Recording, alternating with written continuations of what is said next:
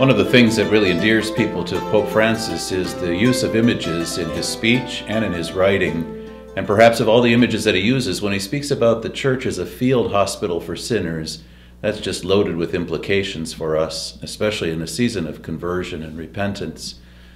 Imagine a tent set up near the battleground where people come to be nursed back to health. And that's very different than seeing the church as a place for the perfect. Similarly, when he talks about the Eucharist, he cautions pastors and all church personnel to realize that the Eucharist is not a prize for those who are perfect, but the Eucharist is meant to be nourishment for the weak and a medicine, powerful medicine for those who are struggling.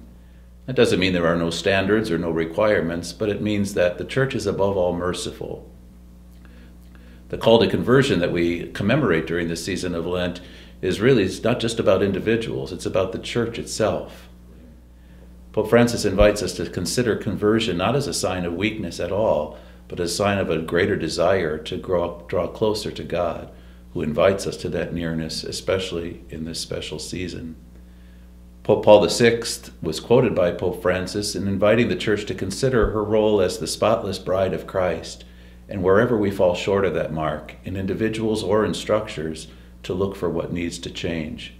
Pope Francis would add to that in a very materialist society, we run the danger of using people as disposable objects, much as we use material things.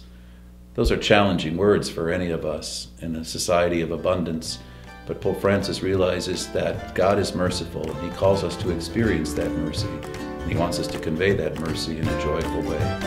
What a great and profound meditation for us in this season of Lent.